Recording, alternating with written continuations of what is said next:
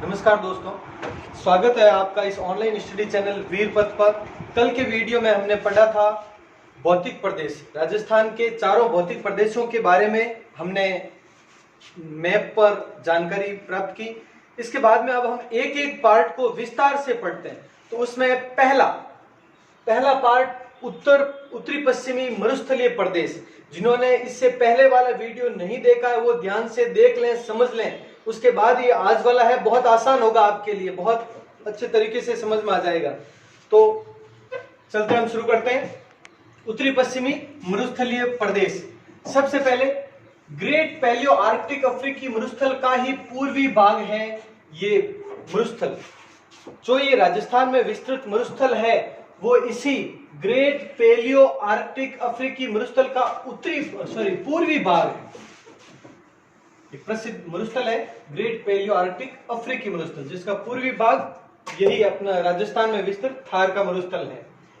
ये इयोसीन एवं प्लीस्टोसीन ये काल है, जो प्राचीन काल है, जिन्हें इयोसीन काल या प्लीस्टोसीन या क्रिटोसियस काल कहा जाता था, उसमें विद्यमान था ये। और किस रूप में विद्यमान था?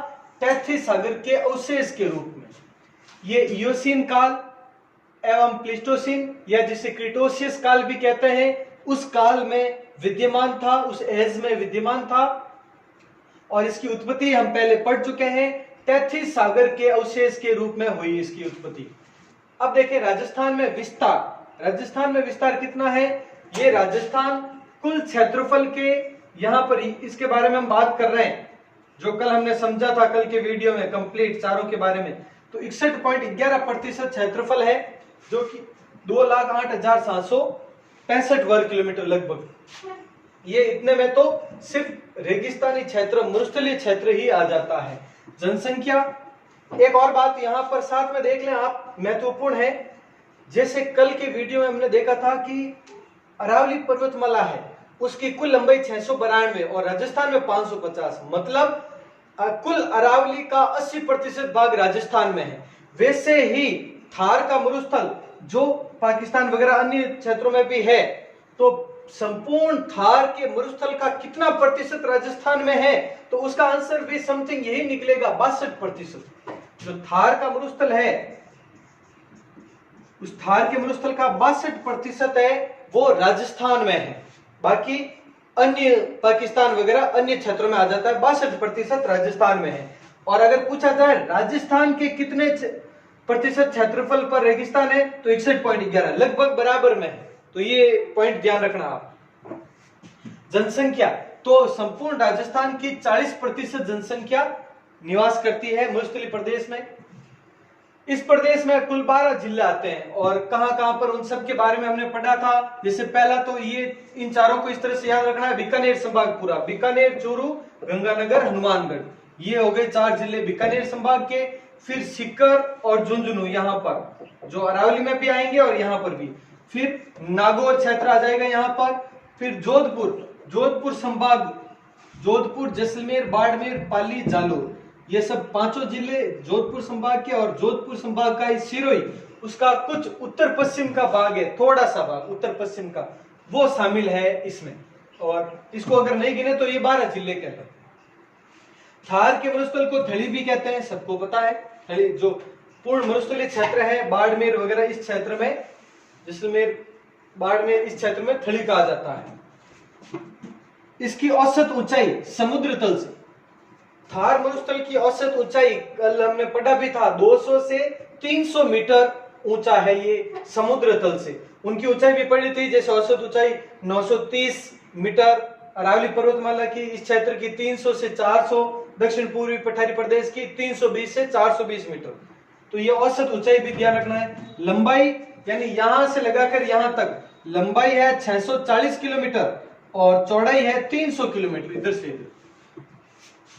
तो ये इसकी लंबाई चौड़ाई हो गई। अब बात करते हैं वर्षा का औसत। इस क्षेत्र में वर्षा कितनी होती है? तो 20 से 50 सेंटीमीटर तक वर्षा मान सकते हैं। इधर इस क्षेत्र में 0 से 25 यानी कम होती है इस पूरे क्षेत्र में, और इधर 25 से 50।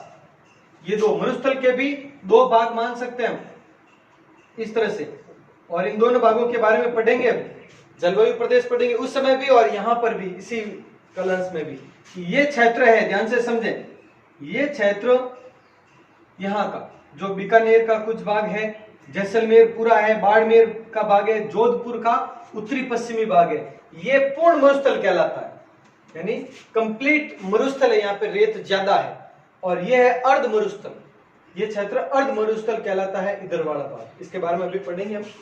तो वर्षा का औसत 20 से 50 सेंटीमीटर वर्षा है यहाँ तक। अब अगर पूछा जाता है मरुस्थलीय प्रदेश, मरुस्थलीय प्रदेश में पूर्ण मरुस्थल और अर्ध मरुस्थल को विभाजित करने वाली जल विभाजक रेखा कौन सी है, तो देखना, साथ में ध्यान रखना ये पॉइंट, 25 सेंटीमीटर यहां पर पूर्ण मरुस्थल और यहां पर है अर्ध मरुस्थल।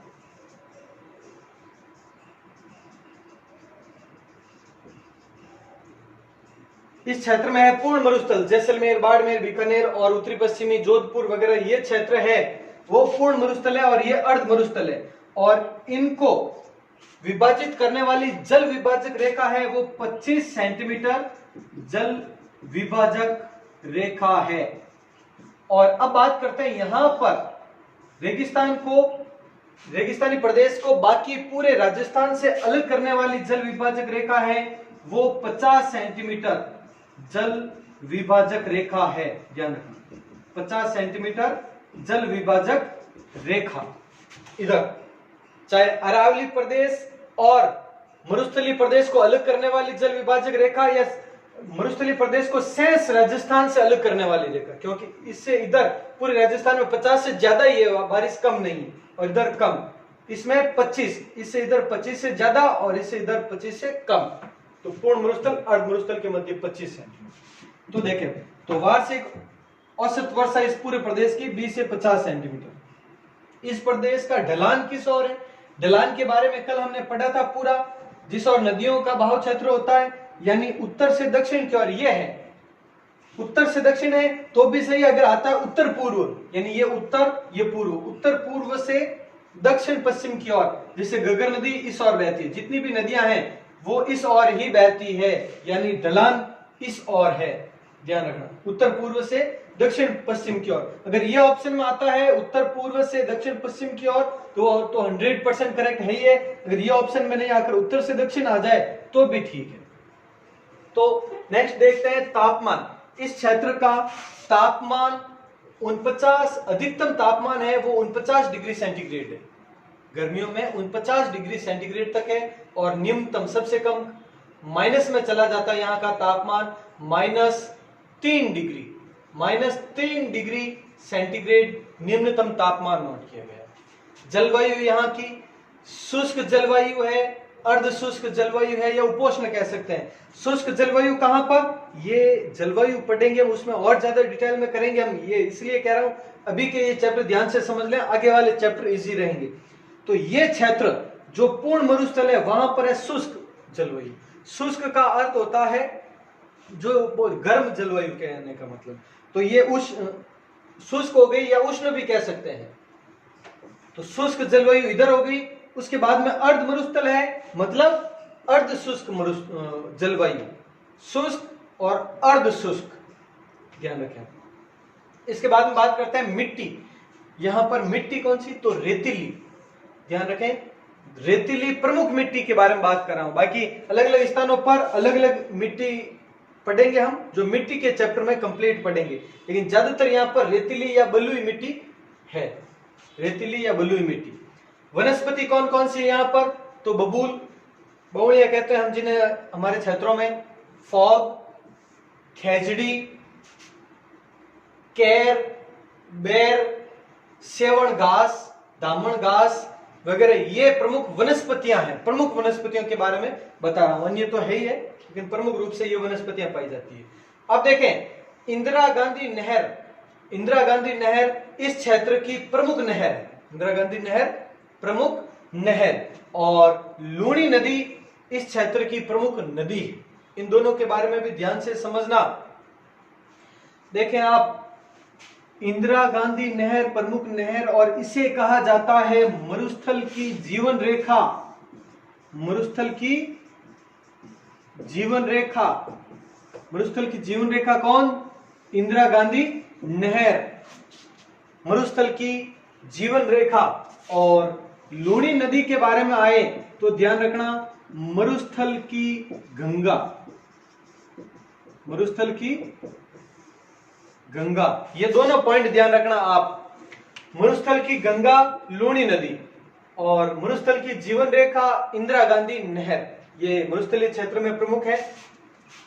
नेक्स्ट, थार का मरुस्थल विश्व का सर्वाधिक आबादी वाला एवं जैव विविधता वाला मरुस्थल है। मतलब विश्व में मरुस्थल और भी है, लेकिन बड़े बड़े मरुस्थल है, लेकिन सबसे ज्यादा आबादी वाला मरुस्थल, मरुस्थल में आपको लोग कम रहते हैं, आबादी कम है, लेकिन राजस्थान में आबादी है काफी, तो सर्वाधिक आबादी वाला वो जैव विविधता वाला, यानी विभिन्न प्रकार की वनस्पतियां वगैरह है वो यहाँ पे मरुस्थल में भी पाई जाती है। तो सर्वाधिक जैव विविधता वाला, विभिन्न प्रकार की जैविक वनस्पतियां वगैरह है पाई जाती है, तो सर्वाधिक जैव विविधता व आबादी वाला है। अब देखो, अभी मैं बात कर रहा हूं शुष्क और अर्ध शुष्क की, मैं बात कर रहा था बार बार। तो शुष्क प्रदेश है वो तो ये क्षेत्र आ गया, जैसलमेर, बीकानेर, पश्चिमी जोधपुर और बाड़मेर वगैरह, ये क्षेत्र आ गया। अब अर्ध मरुस्थल है या अर्ध शुष्क मैदान है, उसके 4 भाग है, ध्यान रखना। यहाँ पर 4 भाग कौन कौन से हैं वो पॉइंट ध्यान रखना आप। घग्गर का मैदान यानी ये क्षेत्र, देखो आप, ये क्षेत्र है घग्गर का मैदान, मतलब गंगानगर और हनुमानगढ़ क्षेत्र, इनमें घग्गर नदी का बहाव क्षेत्र है, आंतरिक नदी जो की, तो घग्गर का मैदान। शेखावाटी क्षेत्र ये हो गया, सीकर, चूरू, झुंझुनू, तो ये क्षेत्र हो गया शेखावाटी क्षेत्र। उसके बाद में बात करते हैं नागौरी उच्च भूमि, तो ये नागौरी उच्च भूमि ये क्षेत्र हो गया। और गोडवाड़ प्रदेश जालोर और आसपास के क्षेत्र को कहते हैं, और इसे लूणी बेसिन भी कहते हैं कहीं पर, तो ये हो गया लूणी बेसिन या गोडवाड़ प्रदेश। तो ये 4 भाग है, ध्यान रखना इस क्षेत्र के 4 भाग, घग्गर का मैदान, शेखावाटी प्रदेश, नागौरी उच्च भूमि या गोडवाड़ प्रदेश या फिर लूणी बेसिन, ये प्रदेश हो गए अर्ध शुष्क मैदान की। उसके बाद में अब हम बात करते हैं आगे उत्तरी पश्चिमी मरुस्थलीय प्रदेश के नेक्स्ट पॉइंट। अब आगे शुरू करते हैं, ये पिछले स्क्रीनशॉट ले लिया होगा आपने। अब देखें आगे, प्रमुख धोरे एवं बालू का स्तूप। रेगिस्तान के प्रमुख धोरे, उन्हें किन नाम से जाना जाता है उनकी पहचान के अनुसार। तो देखें, प्रमुख धोरे 3 हैं मरुस्थलीय प्रदेश में, 3 प्रकार के प्रमुख धोरे हैं। अनुप्रस्थ बालू का स्तूप, पहला है अनुप्रस्थ, ये क्या होते हैं? पवनों की दिशा से लंबवत होते हैं या समकोण होते हैं। पवनों की दिशा से, हवा की दिशा से लंबवत या समकोण, इस तरह से जैसे कोई भी अवरोध है। एक चीज ध्यान रखें आप, कोई भी धोरे के निर्माण के लिए जो आवश्यक चीज है वो एक तो है वायु, जो वायु का वेग है वो, और दूसरी चीज है अवरोधक। बीच में कोई ना कोई अवरोध आना चाहिए, सिर्फ वायु चलेगी तो वो आगे से आगे जाएगा, कोई हवा चलेगी, क्योंकि ऐसे क्वेश्चन पूछ सकते हैं कि बालू का स्तूप के निर्माण के लिए आवश्यक चीजें कौन सी है। प्रमुख 2 चीजें, एक तो अवरोध, बीच में अवरोध होगा, हवा आ रही है, अवरोध होगा तो उससे रुककर वो वहीं पर मिट्टी ठहर जाएगी, जिस कारण से वहां पर बालू का स्तूप या धोरा बन जाएगा। अब ये क्या है, इस तरीके से कोई भी अवरोध है, वहां पर हवा आई और इस तरह से जो बालू का स्तूप बनते हैं, इस तरह से, और हवा आई और यहाँ पर जमने लगी, और हवा आई और इस तरीके से जमने लगी, तो ये लंबवत या समकोण बालू का स्तूप कहलाते हैं। पहला अनुप्रस्थ, ध्यान रखें, प्रमुख बालू का स्तूप या धोरा। दूसरा है अनुदैर्ध्य, अनुदैर्ध्य या इसी को पवनानुवर्ती धोरे भी कहते हैं, इसी को रेखीय धोरे भी कहते हैं। क्यों? क्योंकि ये पवनों की दिशा के समानांतर बनते हैं, नाम में ही आंसर है, ध्यान रखना आप। पवनानुवर्ती यानी जहां पर हवा चलेगी उस हिसाब से। रेखीय, जैसे देखो आपने ये छोटे छोटे ये डिजाइन देखी होगी आपने, छोटी छोटी, एक छोटा सा इस तरह से धोरा होगा, ये बीच में थोड़ी सी जगह इस तरह से,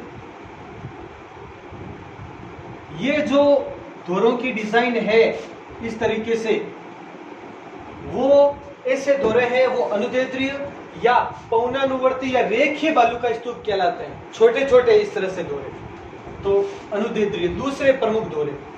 तीसरा बरखान या बरछान, बरखान या बरछान कहते हैं जिसको, ये अर्धचंद्राकार होते हैं, गतिशील दोहरे होते हैं। अर्धचंद्राकार या गतिशील दोहरे, ये तो काफी समय तक स्थिर रह सकते हैं, लेकिन ये दोहरे इस तरीके से बनते हैं, ये इसी का एक बड़ा आकार, अर्धचंद्राकार होते हैं इसमें। तो ये क्या है, गतिशील होते हैं, हवा आई यहां से उठकर फिर आगे चले गए, और अर्धचंद्राकार आधे चांद के आकार के होते हैं ये दोहरे। तो इस तरीके से ये बरखान या बरछान कहलाते हैं। ये प्रमुख है, तीनों प्रमुख प्रकार के दोहरे। अब बात करते हैं नेक्स्ट, सीफ। सीफ पैराबोलिक, तारा बालू का स्तूप, नेटवर्क बालू का स्तूप, अवरोधी एवं सब्र काफिज भी कहते हैं। सब्र काफिज ये भी कहा जाता है इनको। तो ये 8 प्रकार के वैसे दोहरे हैं सभी। इसमें से ज्यादा विशेष ध्यान रखने लायक चीज है, ये देखना, एक तो पैराबोलिक है, पैराबोलिक सर्वाधिक जिलों में, पैराबोलिक ये सर्वाधिक जिलों में विद्यमान है। तारा बालू का स्तूप ये सूरतगढ़, मोहनगढ़ जैसलमेर वाला, पोखरण, ये तो जैसलमेर में है, मोहनगढ़, सूरतगढ़ गंगानगर वाला है। तो ये इन क्षेत्रों में ये तारा बालू का स्तूप पाया जाता है। नेटवर्क, नेटवर्क बालू का स्तूप हनुमानगढ़ में, ये ध्यान रखना, नेटवर्क बालू का स्तूप प्रमुख रूप से हनुमानगढ़ क्षेत्र में पाए जाते हैं। अगर पूछ ले नेटवर्क तो ये ध्यान रखना, नेटवर्क सबसे ज्यादा कहां पर, ऊंचे स्थान पर पकड़ता है नेटवर्क, नहीं तो नेटवर्क आता नहीं है। और सबसे ऊपरी जिला कौन सा, हनुमानगढ़, ये ध्यान रख लेना। बाकी सीफ है वो छोटी छोटी मात्रा में बहुत सभी जिलों में, लगभग सभी मरुस्थलीय जिलों में पाए जाते हैं, लगभग में। और अवरोधी एवं सब्र काफिज भी काफी अलग अलग स्थानों पर कटे छटे रूप से पाए जाते हैं, ज्यादा खास इसमें कुछ नहीं है। अब देखें, महत्वपूर्ण चीज एक मैं आपको बता रहा हूं, अब ध्यान रखें, इन दोहरों के प्रकार किसने बताए, किस प्रकार से बताए, इसके बारे में भी क्वेश्चन पूछे जाते हैं। तो आप ध्यान से सुने आप इसके बारे में। जैसे इसके बारे में प्रमुख भूगोलवेत्ता एक तो है हैक,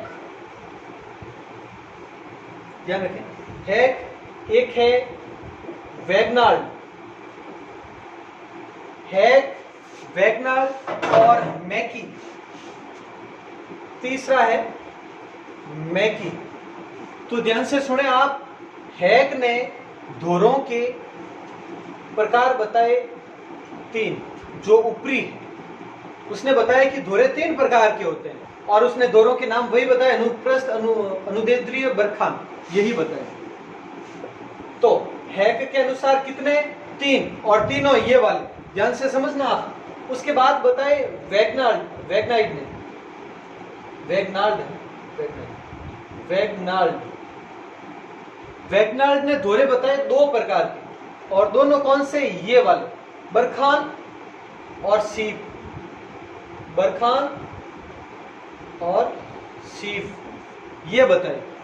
इसने तो हैक ने ये तीनों शुरुआत वाले बताए, वैगनार्ड ने बरखान और सीफ 2 प्रकार के दोहरे बताए, और मैकी ने बताए 8 प्रकार के दोहरे, 8 प्रकार के ये विभिन्न सभी बताए थे इसने। तो अलग अलग भूगोल वेदाओं के तर्क के अनुसार ये दोहरों को विभाजित किया गया है। बाकी अपने हिसाब से तो दोहरे दोहरे हैं, एक ही प्रकार है सबका, कि रेत है, रेत के टीले बने हुए हैं, मतलब दोहरे हैं। बाकी अलग अलग भूगोल वेदाओं ने ये चीजें बताई जिसको परीक्षा में आधार माना जा सकता है। एक चीज और देखना आप, कई बार क्वेश्चन, एक इंपोर्टेंट क्वेश्चन है, और कि मरुस्थल की परिभाषा सबसे पहले किसने दी, मरुस्थल की परिभाषा सर्वप्रथम किसने दी, क्वेश्चन आता है। तो उसके लिए ध्यान से सुने आप, यह है अब्दुल विले, अब्दुल विले नामक एक भूगोलवेत्ता है जिसने सर्वप्रथम मरुस्थल की परिभाषा दी। यह भी पॉइंट ध्यान रखना आप, इनसे संबंधित, इन सभी भूगोल वेदाओं के नाम थे, तो साथ में ये भी देख ले। अब इन दौरों से संबंधित ही महत्वपूर्ण पॉइंट है, क्वेश्चन आया हुआ भी है। बताएं प्रमुख प्रकार के दौरे, प्रमुख तो है ये तीनों, प्रमुख प्रकार के तीनों प्रकार के दौरे किस जिले में पाए जाते हैं? सभी प्रमुख दौरे पाए जाते हैं। ऐसा कौन सा जिला जिसमें सभी प्रकार के दौरे पाए जाते हैं? तो उसका करेक्ट ऑप्शन होगा जोधपुर। ध्यान से सुने और समझे इस चीज को, सभी प्रकार के दौरे। अब कोई भी, ये इतने सारे, इनमें से कोई भी दौरा नहीं पाया जाता है तो उसका करेक्ट ऑप्शन होगा पाली। ये ध्यान से सुनना आप, सभी प्रमुख दौरे पाए जाते हैं कहां पर? जोधपुर में। कोई भी दौरा नहीं पाया जाता है वो कहां पर? पाली में। अब एक और चीज, मरुस्थल का विस्तार किस ओर है? मरुस्थल का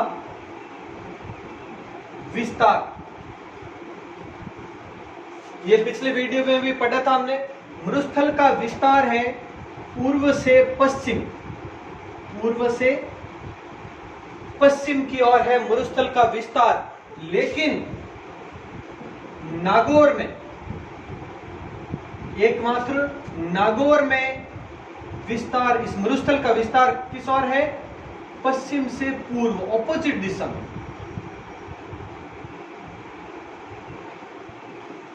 ये ध्यान रखना आप, मरुस्थल का विस्तार वैसे तो पूर्व से पश्चिम की ओर है, लेकिन एकमात्र नागौर जिले में इसका विस्तार पश्चिम से पूर्व है, ऑपोजिट दिशा में, इसलिए महत्वपूर्ण है, ध्यान रखना। ये पूछे इसके बारे में फैक्ट है जो कि आप ध्यान रखना। एक और चीज है मरुस्थल के बारे में कि एकमात्र ऐसा मरुस्थल है, ये थार का मरुस्थल, एकमात्र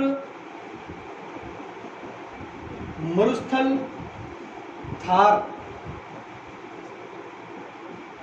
एकमात्र मरुस्थल थार है जिसका निर्माण, ध्यान से सुनना आप, जिसका निर्माण, जिसके निर्माण में दक्षिण पश्चिमी मानसूनी हवाओं का योगदान है। मानसूनी हवाओं का योगदान है। एकमात्र मरुस्थल है अपना थार का मरुस्थल जिसके निर्माण में दक्षिण पश्चिमी मानसूनी हवाओं का योगदान है। इंपॉर्टेंट फैक्ट है, ध्यान रखना आप ये भी। तो ये 8 प्रकार के दौरे, जिसमें से प्रमुख 3 अनुप्रस्थ, अनुदैर्ध्य, बरखान, ये तीनों किस प्रकार के हैं, कैसे इनकी दशा है, वो चीज हमने पढ़ी है। उसके बाद में हैक ने दौरों के 3 प्रकार बताए, ये तीनों प्रमुख। वेगनार ने 2 प्रकार बताए, बरखान व शीत, और मैकी ने ये 8 प्रकार बताए थे। ये सभी प्रकार के दौरे, और जिनमें से भी प्रमुख को मानते हैं अगर, तो वो जोधपुर में पाए जाते हैं सभी प्रकार के। और पाली में किसी भी प्रकार का कोई भी बालू का स्तूप नहीं है। मरुस्थल का विस्तार तो वैसे पूर्व से पश्चिम की ओर है, लेकिन एकमात्र नागौर जिला है जिसका विस्तार पश्चिम से पूर्व, ऑपोजिट दिशा में हो जाता है। और अपना थार का मरुस्थल एकमात्र ऐसा मरुस्थल है जिसके निर्माण में दक्षिण पश्चिमी मानसूनी हवाओं का योगदान है। इन बालू का स्तूप के बारे में ये बहुत इंपॉर्टेंट पॉइंट है, आप नोट कर लेना।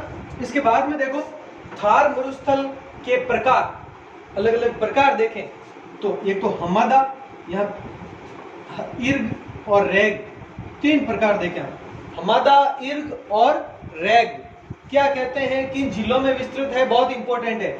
हमादा पथरीला मरुस्थल, हमादा कहते हैं पथरीला मरुस्थल है उसे, और ये जैसलमेर, बाड़मेर, जोधपुर, बीकानेर, जालोर आदि क्षेत्रों में विस्तृत है। सबसे ज्यादा है वो जैसलमेर, बाड़मेर और जोधपुर में है।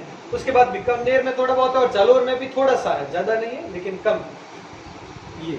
अब इर्ग कहां पर है, तो संपूर्ण रेतीला मरुस्थल। इर्ग कहते किसे, पहले ये देखें, इर्ग का मतलब ये अर्थ जरूर पूछा जाता है कि पथरीला मरुस्थल किसे कहते हैं, हमादा, ध्यान रखना। ये सब ऑप्शन में मिलेंगे आपको, या संपूर्ण मरुस्थल किसे कहते हैं, या रेतीला मरुस्थल किसे कहते हैं, या मिश्रित मरुस्थल किसे कहते हैं, ध्यान रखना। या फिर ऐसा आ सकता है कि रैग को कहा जाता है, रैग को पथरीला मरुस्थल, संपूर्ण मरुस्थल, रेतीला मरुस्थल या मिश्रित मरुस्थल। इसमें से ऑप्शन ऐसे पूछे जा सकते हैं, तो ध्यान रखें। हमादा पथरीला मरुस्थल, इर्ग संपूर्ण या रेतीला मरुस्थल, रैग कहते हैं मिश्रित मरुस्थल इन दोनों का। तो हमादा है जैसलमेर, बाड़मेर, जोधपुर, बीकानेर, जालौर में। इर्ग है संपूर्ण रेतीला मरुस्थल जो कि भारत पाकिस्तान सीमा पर, जो कि ऊपरी पंजाब से लेकर, यानी गंगानगर के ऊपर पंजाब है, वहां से लेकर जो पंजाब गुजरात का कच्छ क्षेत्र है वहां तक, यानी राजस्थान के सभी जो बॉर्डर पर स्थित जिले हैं चारों, वो चारों आ जाएंगे इसमें। ऊपरी जो गंगानगर के ऊपर पंजाब है वहां से लेकर नीचे जो गुजरात है, राजस्थान से नीचे गुजरात का कच्छ है वहां तक, इनके मध्य ध्यान रखना आप, भारत पाक सीमा पर स्थित जो जिले हैं वहां पर इर्ग मरुस्थल पाए जाते हैं। अब रैग मिश्रित मरुस्थल, ये रामगढ़ और लोद्रवा, इस लोद्रवा को रुद्रवा भी कहते हैं। अगर ये कहीं पर आप देख लें एक ही बात, कुछ जगह पर लोद्रवा लिखा जाता है, कुछ जगह पर रुद्रवा लिखा जाता है, एक ही बात है, लोद्रवा या रुद्रवा। ये दोनों स्थान जैसलमेर में है, यहाँ पर ये मरुस्थल पाए जाते हैं। अब मरुस्थल के बारे में कुछ एक पॉइंट और पढ़ लेते हैं। अब आगे पढ़ लेते हैं बाकी बचा हुआ। तो मरुस्थलीय प्रदेश से संबंधित कुछ प्रमुख तथ्य है, यहाँ की लोकल शब्दावली वगैरह है, स्थानीय शब्दावली, वो पढ़ लेते हैं। लू, सबको पता है लू किसे कहा जाता है? लू ग्रीष्म ऋतु में चलने वाली शुष्क हवाएं, गर्म हवाएं जो गर्मी में चलती है, हम यहाँ पे बढ़ती कहते हैं कि बढ़ती बहर, तो वो लू कहलाती है। बबूलिया, अब बतूलियो क्या मजे, बबूलिया या बबूलिया, और हम स्थानीय भाषा में यहाँ पे बतूलिया भी कहते हैं जिसको। अचानक से आने वाला वायु का चक्रवात गोल गोल घूमता है, सबको पता है क्या है ये। समगांव, इन तीनों के बारे में थोड़ा समझिए। समगांव जो हमने पढ़ा था, समगांव कटरा गांव सम तहसील जैसलमेर, वही समगांव है। पूर्णतः वनस्पति रहित क्षेत्र, यहाँ पे किसी प्रकार की वनस्पति नहीं है, जैसलमेर में है समगांव, पूर्णतः वनस्पति रहित क्षेत्र। उसके बाद में आकल गांव, आकल गांव क्या है? एकमात्र जीवाश्म पार्क है आकल वुड फॉसिल्स पार्क जैसलमेर में, और ये मरु उद्यान में है। हम पढ़ेंगे जब उद्यान चैप्टर करेंगे तब राष्ट्रीय मरु उद्यान जैसलमेर वाला करेंगे, तो उस समय और पढ़ेंगे हम। आकल वुड फॉसिल पार्क्स कहा जाता है, फॉसिल का अर्थ होता है जीवाश्म।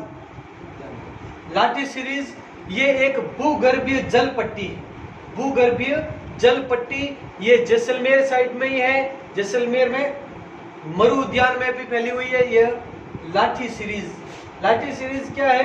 एक भूगर्भीय जल पट्टी जिसके क्षेत्र में सेवण या लिलोण घास है, उनके मैदान बहुत ज्यादा है। तो इसके बारे में भी हम डिटेल बाद में करेंगे। तो लाठी सीरीज कहाँ पर है? मरुस्थलीय क्षेत्र में भूगर्भीय जल पट्टी को लाठी सीरीज कहा जाता है, और ये तीनों जैसलमेर में, ध्यान रखना, समगांव, अकल गांव, लाठी सीरीज, तीनों जैसलमेर में है। तीनों के बारे में कुछ पॉइंट ध्यान रखना आप। पूर्वाई किससे कहते हैं? अगर क्वेश्चन आता है पूर्वाई का, तो पूर्वाई बंगाल की खाड़ी से आने वाली मानसूनी हवाएं, बंगाल की खाड़ी से आने वाली मानसूनी हवाएं क्या कहलाती है?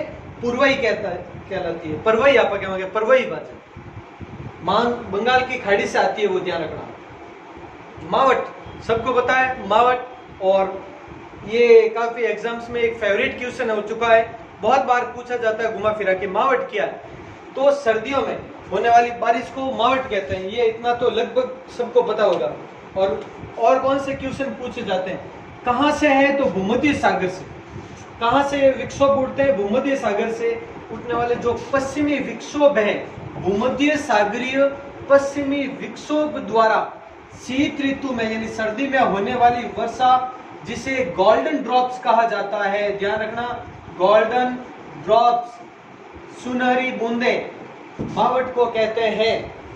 क्योंकि ये सर्दियों में जो रबी की फसल है उसके लिए काफी लाभदायक होती है, इसीलिए गोल्डन ड्रॉप्स कहते हैं। भूमध्य सागर से उत्पन्न होती है जो, और पश्चिमी विक्षोभों के कारण सर्दी में शीत ऋतु में होती है बारिश, और इसे गोल्डन ड्रॉप्स कहते हैं। ये पॉइंट ध्यान रखना आप, मावट से संबंधित पॉइंट है। और स्थानीय शब्दावली में एक ध्यान रखना, पियूणा, पियूणा सांप, पियूणा सर्प किसे कहते हैं, तो ये ध्यान रखना है।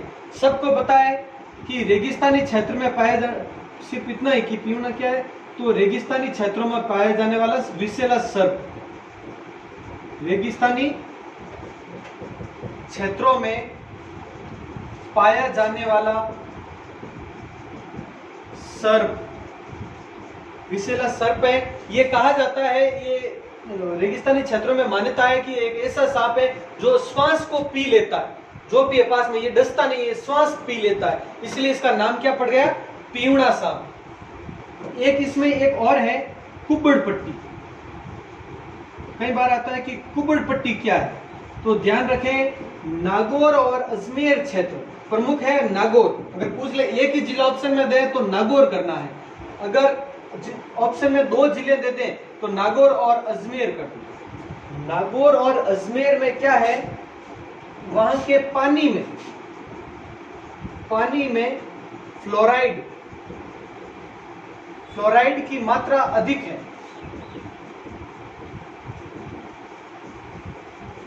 पानी में फ्लोराइड की मात्रा अधिक होने के कारण क्या है कि वहां पर लोगों के इसे कमर वगैरह झुकी हुई रहती है। इस फ्लोराइड तत्व के कारण शरीर है वो थोड़ा कमजोर हो जाता है, जिस कारण से उस क्षेत्र को कुबड़ पट्टी कहा जाने लगा। क्योंकि वही है जो पहले खारा पानी वगैरह आता था, जो अगर लोटे में वो डालते तो भी वो अलग से एक तत्व जम जाता था, वो फ्लोराइड होता था खारे पानी में। तो वही फ्लोराइड है वो नागौर अजमेर क्षेत्र में जो भूगर्भीय पानी है वहां पर, और ध्यान रखना वहां के भूगर्भीय पानी जो कुआं ट्यूबवेल वगैरह से आता है, निकालते हैं बाहर, उस पानी में फ्लोराइड की मात्रा अधिक होने के कारण वहां के लोगों की जो कमर है कुबड़ वो झुकी हुई रहने लगी, तो इस कारण से नाम दे दिया कुबड़ पट्टी इस क्षेत्र में, नागौर अजमेर क्षेत्र को ध्यान रखना। ये पॉइंट बहुत महत्वपूर्ण है। अब इसका लास्ट पॉइंट ये देखना आप, अभिनति, प्लाया, मरहो, सैलिना, रन, टाट या तली, बालसन, बजाड़ा, खड़ीन, ये क्या है, ये एक ही चीज है, सब ध्यान से समझना, बहुत मोस्ट है। प्लाया जिलों के बारे में बहुत सारे क्वेश्चन पूछे जाते हैं एग्जाम में, तो ये ध्यान रखना आप। अब ये है क्या, अभिनति क्या है, सबसे पहले इसके बारे में देखो, एक एक पॉइंट टू पॉइंट समझेंगे हम। सबसे पहले देखो, अगर कोई भी 2 उच्च स्थान है, उनके मध्य जो निम्न भूमि क्षेत्र है, 2 उच्च स्थानों के मध्य निम्न भूमि क्षेत्र, निम्न भूमि क्षेत्र, ये क्या कहलाता है, अभिनति। ध्यान रखना पॉइंट टू पॉइंट, 2 उच्च भागों के मध्य, दोरों के मध्य, 2 दोरे हैं बड़े बड़े, उन दोरों के मध्य निम्न भूमि क्षेत्र अभिनति कहलाता है। अब क्या होता है, प्लाया जी, इन 2 उच्च दोरों के उच्च भागों के मध्य में जो अस्थायी झीलें होती है, अस्थायी झीलें, उन्हें प्लाया झीलें कहते हैं। अस्थायी झीलें क्या कहलाती है, प्लाया। अगर इसी स्थान पर अगर ये पानी वगैरह भर जाए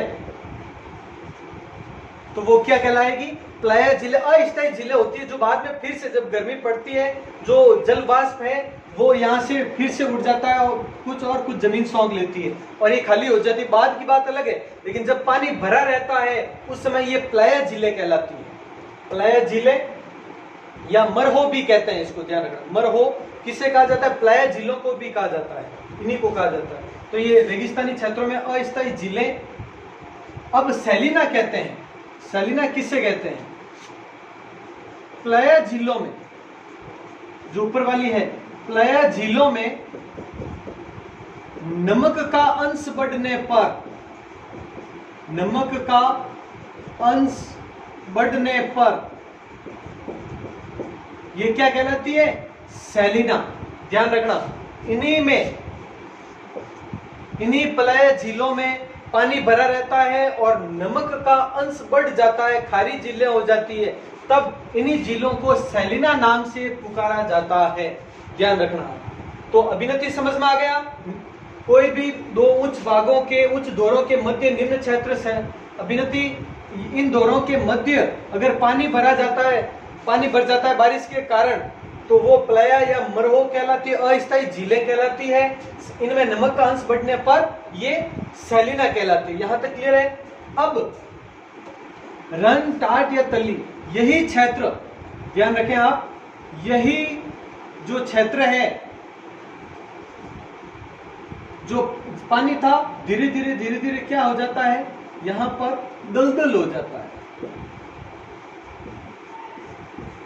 इसी दलदल को रन, टाट या तली कहते हैं, ध्यान रखना। तो प्लय झीलें सूखने के बाद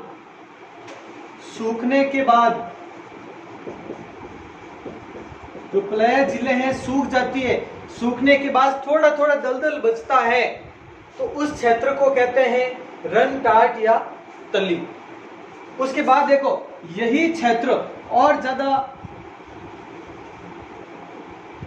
ये धीरे बंद होकर ये हो जाता है क्या, प्लय झीलें फिर मैदान बन जाती,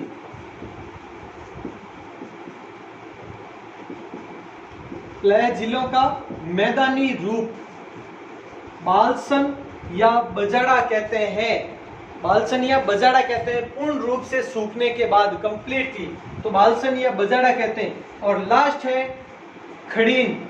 इसी क्षेत्र में रन क्षेत्र कहें या ये बजाड़ा या बालसन क्षेत्र, रन क्षेत्र मतलब थोड़ा थोड़ा दलदल, और बालसन यानी ये पूरी तरह से मैदान बन जाना। रन या बालसन क्षेत्र में जब कृषि कर दी जाती है, कृषि करने पर वह खड़ीन कहलाता है, पर वह क्षेत्र खड़ीन कहलाता है। तो ध्यान रखें आप, अभिनति दो उच्च भागों के मध्य एक निम्न भाग, निम्न क्षेत्र प्लय झीलें, वहां पर पानी इकट्ठा होने के बाद में बनी अस्थायी झीलें प्लय झीलें कहलाती है, जिन्हें मरहो कहते हैं। सैलिना, इसमें नमक का अंश बढ़ने पर सैलिना कहलाती है। रन, टाट या तल्ली, ये सैलिना क्षेत्र, प्लय क्षेत्र वगैरह है। झीलें सूखने के बाद जब दलदल बचता है थोड़ा सा, वो कहलाता है रन, टाट या तल्ली।